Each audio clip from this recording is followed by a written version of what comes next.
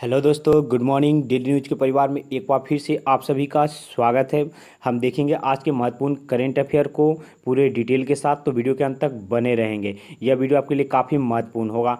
आज डेट है 11 अगस्त 2020 और आज का पहला प्रश्न, नेशनल डिओर्मिंग डे यानी एनडीडी हर साल किस दिन मनाया जाता है? आपके पास चार ऑप्शन दिए गए हैं और आपका सही जवाब हो जाएगा ऑप्शन सी यानी 10 अगस्त को मनाया जाता है। क्या मनाया जाता है? तो नेशनल डिओर्मिंग डे यानी एनडीडी मनाया जाता है। एक्चुअल यह 2 दिन मनाया जाता है साल में, एक तो 10 अगस्त को मनाया जाता है और दूसरा 10 फरवरी को भी इसे मनाया जाता है। यानी साल में 2 दिन इसे मनाया जाता है। इसे मनाने का क्या मकसद है, क्या लक्ष्य है? तो एक वर्ष से लगभग 19 वर्ष यानी इसे किशोर में और बच्चों में दोनों में बीमारी होता है, तो इसलिए 1 वर्ष से लेकर 19 वर्ष की आयु के बच्चों में आंत के में जो कीड़ा होता है उसको मिटाने के लिए इसे मनाया जाता है। और बच्चों और किशोरों को सरकारी स्कूल में, आंगनबाड़ी में, निजी स्कूल में और अन्य जो भी शैक्षणिक संस्थान है उसमें इसकी खुराक दी जाती है ताकि इस रोग से निपटारा हो सके।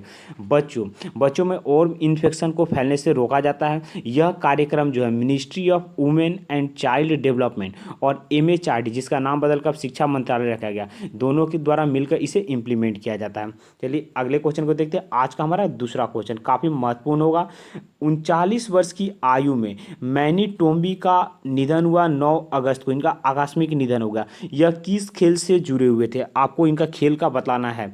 चार ऑप्शन दिए गए हैं और आपका सही जवाब हो जाएगा ऑप्शन सी। ये एक फुटबॉल प्लेयर थे, ये फेमस थे। इनका 39 वर्ष में ही निधन हो गया है, काफ़ी कम एज में ये निधन। यह मोहन बगान, कलकत्ता का जो मोहन बगान एथलेटिक क्लब है, तो ये मोहन बगान के पूर्व कैप्टन थे और ये भारत के तरफ से भी डिफेंडर के रूप में खेल चुके हुए, काफ़ी दिन से बीमार थे, अब इनका निधन हो गया।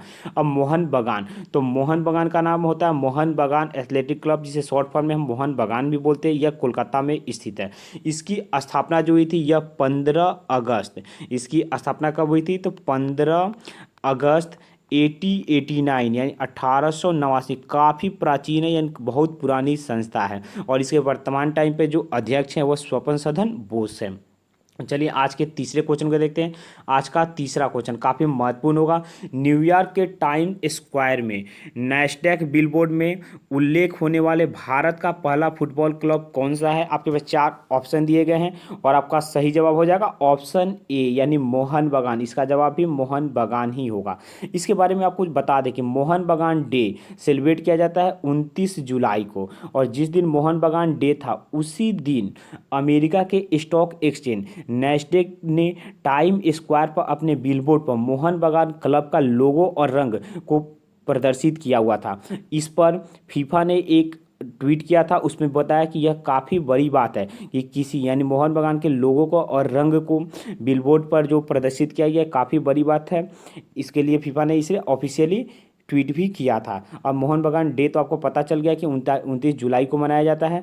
इसके अध्यक्ष के बारे में अभी हम ऊपर बता ही चुके हैं। चलिए आगे चलते हैं आज के चौथे क्वेश्चन का। चौथा क्वेश्चन भी काफ़ी महत्वपूर्ण होगा। आज का चौथा क्वेश्चन, निम्नलिखित में से किस केंद्रीय मंत्री ने 10 अगस्त को आत्मनिर्भर भारत सप्ताह का शुभारंभ किया? आपके पास चार ऑप्शन दिए गए और आपका सही जवाब हो जाएगा ऑप्शन डी यानी राजनाथ सिंह। केंद्रीय रक्षा मंत्री राजनाथ सिंह ने आत्मनिर्भर सप्ताह की शुभारंभ की। अब इसका लक्ष्य क्या है? तो स्वदेशी को बढ़ावा देना। आत्मनिर्भर भारत का मतलब भारत को आत्मनिर्भर बनाना है। तो किस क्षेत्र में आत्मनिर्भर बनाना है? तो मोटा मोटी आप समझ के रखिए कि हर क्षेत्र में, लेकिन फिर भी कुछ बेसिक चीज़ होती है जैसे रोटी, कपड़ा, मकान, स्वास्थ्य और शिक्षा। ये 5 क्षेत्र में भारत को स्वावलंबी बनाना, आत्मनिर्भर बनाना, कि भारत खुद से ही इसमें क्या करे यानी अपनी बनाई हुई चीज़ों का ही यूज करे और भारत क्या करे, आत्मनिर्भर हो। तो इसको तो रक्षा मंत्रालय के द्वारा किया गया। तो रक्षा मंत्री ने बोला कि रक्षा क्षेत्र में आत्मनिर्भर करना और सैन्य ताकत को बढ़ाने के लिए स्वदेशी को बढ़ावा देना है, और स्वदेशी बढ़ेगा तो देश के लोगों का विकास होगा, रोजगार मिलेगा और जो हमारी स्वदेशी जो एजेंसियां हैं उनको विकास का अवसर मिलेगा। इसके लिए आपको अगर वीडियो वीडियो देखते होंगे तो आपको पता होगा कि कुछ एक दिन पहले का जो वीडियो है उसमें बताया गया था कि रक्षा मंत्रालय ने 101 वस्तु जो थी उसका नाम एक लिस्ट दिया हुआ था। बोला गया था कि इसको अब जो विदेश से मंगाया था इसके आयात पर, यानी 101 वस्तु के आयात पर प्रतिबंध लगाएगा आधिकारिक। जब उनका अधिकार खत्म हो जाएगा तो उसके बाद उस पर प्रतिबंध लगाया जाएगा। और यह जो 101 वस्तु है इसमें काफ़ी छोटी भी वस्तु है और बड़ी बड़ी भी वस्तु है। अब इस सब को स्वदेशी तरीके से, यानी स्वदेशी कंपनी से ही इसको लिया जाएगा, बाहर से इसका आयात नहीं करवाया जाएगा। अब आपको बता दें कि आत्मनिर्भर भारत जो है यह कोविड-19 महामारी की सिचुएशन में प्रधानमंत्री मोदी जी के द्वारा शुरू किया गया था, आत्मनिर्भर भारत। चलिए आगे चलते हैं। आज का 5वां क्वेश्चन काफ़ी महत्वपूर्ण होगा। पीएम नरेंद्र मोदी ने 10 अगस्त 2020 को पनडुब्बी ऑप्टिकल फाइबर केबल का उद्घाटन किया। इस परियोजना के तहत 2300 किलोमीटर लंबी केबल चेन्नई के साथ किस केंद्र शासित प्रदेश को जोड़ेगी? आपके पास 4 ऑप्शन बताना है। आप इसको फिर से समझ लिए कि यह एक पनडुब्बी ऑप्टिकल फाइबर केबल है जिसमें चेन्नई के साथ एक और केंद्र शासित प्रदेश को जोड़ा जाएगा और 2300 किलोमीटर की दूरी पर इसका किया गया। इसका जो है प्रधानमंत्री नरेंद्र मोदी ने 10 अगस्त को किया हुआ था इसका उद्घाटन। तो इसको बताना है कि वह केंद्र शासित प्रदेश कौन है। आपके पास 4 ऑप्शन देगा और आपका ऑप्शन सी सही होगा, यानी अंडमान और निकोबार द्वीप, अंडमान निकोबार आइलैंड के साथ जोड़ा जाएगा। इसमें यह भारत की पहली अंडर सी ऑप्टिकल फाइबर प्रोजेक्ट है जो अंडमान निकोबार आइलैंड में हाई स्पीड ब्रॉडबैंड कनेक्टिविटी को प्रदान करेगी। आपको पता होगा कि प्रधानमंत्री नरेंद्र मोदी ने दिसंबर 2018 में 2300 जो किलोमीटर है, 2300 किलोमीटर की लंबी जो इसका कार्य को शुरू करवाया हुआ था। इस प्रोजेक्ट में 1224 करोड़ रुपया के खर्च का अनुमान लगाया जा रहा है। अब अंडमान निकोबार में हुआ तो थोड़ा इसके बारे में जान लेते हैं कि अंडमान और निकोबार यह द्वीप जो है यह लगभग 572 छोटे और बड़े द्वीपों से मिलकर बना हुआ है। इसकी राजधानी है पोर्ट ब्लेयर में। इसका गठन था 1 नवंबर 1950 को। यह भारत की केंद्र शासित प्रदेश यानी यूटी है। तो जब यूटी है तो यहाँ का एलजी कौन है? तो यहाँ का एलजी का नाम है एडमिरल देवेंद्र कुमार जोशी। और इसका हाई कोर्ट, तो यह कोलकाता हाई कोर्ट का अंडमान निकोबार खंडपीठ यानी बेंच के अधीन आता है। चलिए आगे चलते हैं आज के 6ठे क्वेश्चन की तरफ। निम्नलिखित में से किस राज्य सरकार ने हाल ही में ग्राम रोजगार परिषद में महिलाओं के लिए सीट आरक्षण पर नीति को मंजूरी दी है? आप फिर से समझ लेंगे। ग्राम रोजगार परिषद इसका मतलब होता है विलेज एम्प्लॉयमेंट काउंसिल। इसमें महिलाओं के लिए सीट आरक्षण की नीति को मंजूरी दी गई है किस राज्य सरकार के द्वारा? 4 ऑप्शन दिए गए हैं और आपका सही जवाब हो जाएगा ऑप्शन बी, यानी मेघालय राज्य सरकार ने इसकी मंजूरी दी। मेघालय के जो कैबिनेट है उसने इसे मंजूर कर दिया। मेघालय के जो सीएम कोनार्ड संगमा हैं उन्होंने बताया कि इस नीति का उद्देश्य है महिलाओं को नेतृत्व करने के लिए सक्षम माहौल बनाना और उन्हें जमीनी स्तर पर शासन में अवसर प्रदान करना, यानी अवसर देना।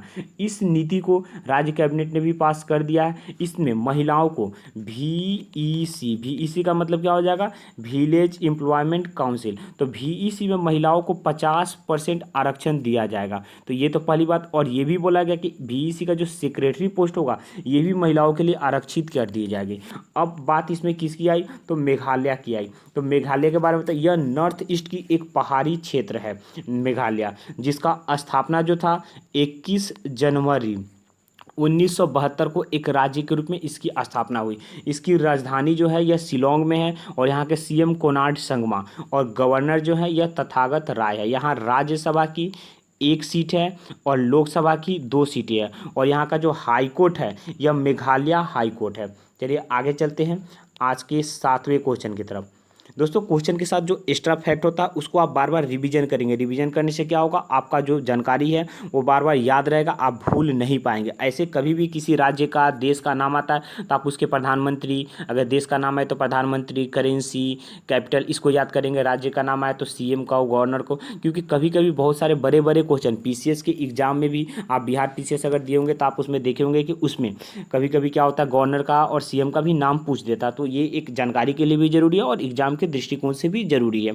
तो ये छोटा जो बात है, इसको आप डेली के प्रैक्टिस कर लेंगे तो आपको याद होगा। जैसे किसी भी मंत्रालय का नाम आए तो उसके मंत्री को एक बार देख लेंगे, किसके मंत्री कौन है, उससे रिलेटेड कोई अभी जो हाल का फिलहाल में होगा तो उसको भी एक रिकॉल कर, तो रिकॉल करने का अगर आप आदत बना लेंगे तो आप कभी भूलेंगे नहीं प्रश्न को।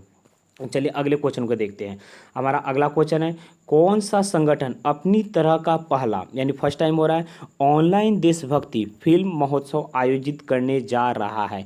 आपके पास 4 ऑप्शन दे दिए गए और आपका सही जवाब हो जाएगा ऑप्शन बी, यानी एनएफडीसी ऐसा करने जा रहा है। एनएफडीसी का फुल फॉर्म क्या होता है? नेशनल फिल्म डेवलपमेंट कॉरपोरेशन के द्वारा यह कार्य हो रहा है। इसके बारे में जानते हैं कि यह क्या हो रहा है। यह एक उत्सव जो है, यह स्वतंत्रता दिवस, जैसे कि आपको पता होगा कि 15 अगस्त को स्वतंत्रता दिवस मनाया जाए, तो जो 2020 का स्वतंत्रता दिवस है 15 अगस्त को जो है, इसी के सेलिब्रेशन पर इसको शुरू किया गया। इसके लिए इसे ministry of information and broadcasting ने इसे शुरू किया। अब आपको ये पूछना होगा कि ministry of information and broadcasting minister हैं कौन? तो यह प्रकाश जावड़ेकर इसके मिनिस्टर हैं।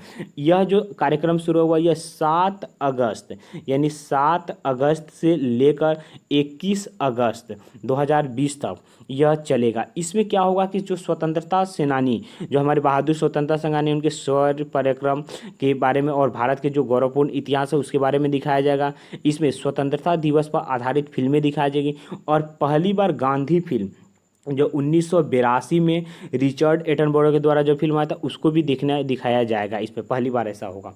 चलिए आज के अगले क्वेश्चन को देखते हैं। आज का हमारा 8वां क्वेश्चन काफ़ी महत्वपूर्ण क्वेश्चन है। अयोध्या में राम मंदिर किस वस्तु कला शैली में बनाया जाएगा? राम मंदिर का आपको पता होगा कि कुछ ही दिन पहले आपको ऐसा न्यूज़ मिला होगा कि 5 अगस्त 2020 को राम जन्मभूमि का शिलान्यास किया गया, यानी भूमि पूजन किया गया। इसके भूमि पूजन में प्रधानमंत्री नरेंद्र मोदी गए थे, उन्हीं के द्वारा भूमि पूजन किया गया।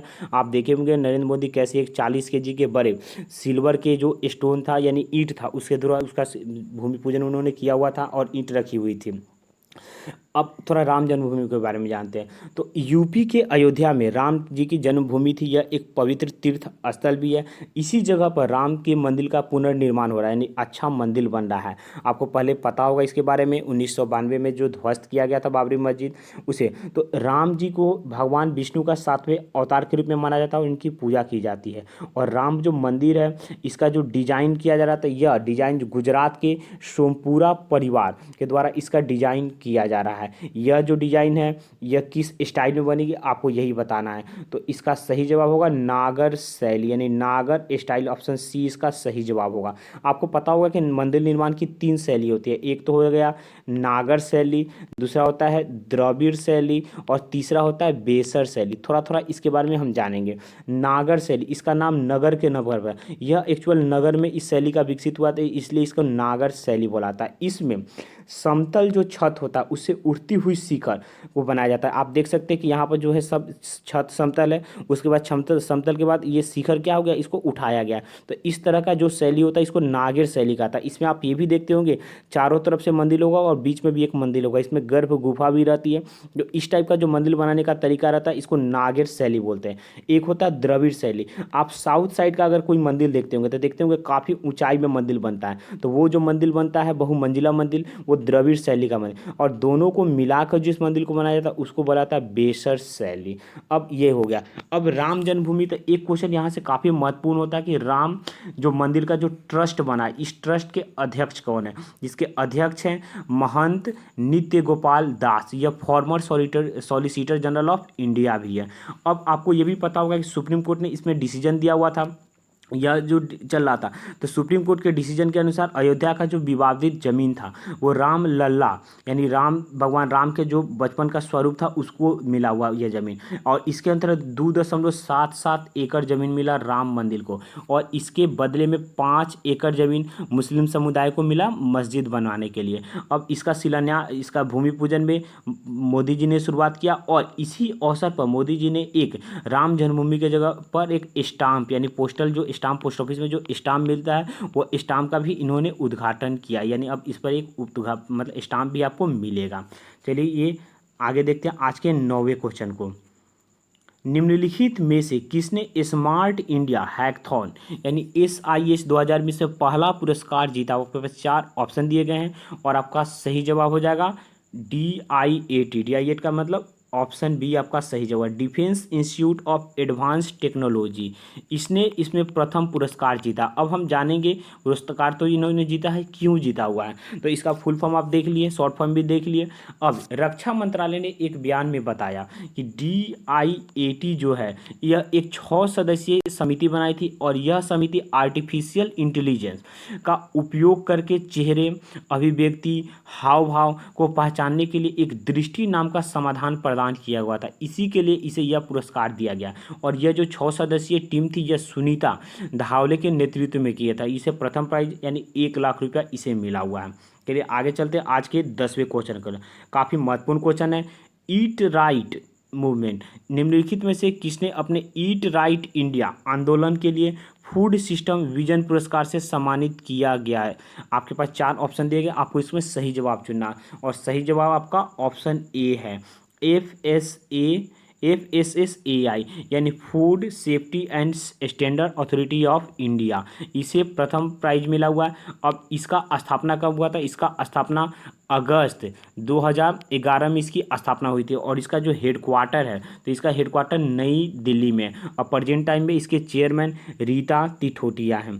दोस्तों आज का वीडियो यहीं पर ख़त्म होता है। यह वीडियो आपको कैसा लगा? अगर वीडियो आपको अच्छा लगता होगा तो वीडियो को एक लाइक जरूर देंगे। आपका लाइक हमें मोटिवेट करता है। और आपका अपना कोई सुझाव होगा तो आप हमें कमेंट कर सकते हैं, आप अपना सुझाव दे सकते हैं। वीडियो का अगर आपको PDF चाहिए तो PDF के लिए आप हमारे टेलीग्राम ग्रुप से जुड़ जाएंगे। टेलीग्राम ग्रुप का लिंक वीडियो के डिस्क्रिप्शन में दिया हुआ है। और टेलीग्राम ग्रुप में PDF के साथ साथ आपको करेंट अफेयर का क्यूज मिल जाता है, सब्जेक्ट वाइज क्यूज मिल जाता है और जो भी इन्फॉर्मेशन आती है वो टेलीग्राम ग्रुप पे आपको मिल जाता है। इन टेलीग्राम ग्रुप आपके लिए काफ़ी महत्वपूर्ण है, उससे जुड़ना न भूलेंगे, वो आपका लिंक दिया हुआ है। चैनल को अगर सब्सक्राइब नहीं किए होंगे तो चैनल को सब्सक्राइब कर लेंगे। यह चैनल आपके लिए काफ़ी महत्वपूर्ण होगा। सभी सिलेक्टेड कैंडिडेट के द्वारा ये चैनल चलाया जाता है। तो इसमें क्वेश्चन का सिलेक्शन या एग्जाम से रिलेटेड जो भी जानकारी मिलेगी आपको सटीक और सही जवाब मिलेगी। और भी आपका कोई प्रश्न होगा तो आप हमें फेसबुक पर, इंस्टाग्राम पर फॉलो कर सकते हैं। वहाँ पर आप हमें प्रश्न पूछ सकते हैं या कमेंट बॉक्स में भी अपना प्रश्न पूछ सकते हैं। दोस्तों वीडियो को पूरा देखने के लिए, अंत तक बने रहने के लिए आपका धन्यवाद। आपका दिन शुभ हो।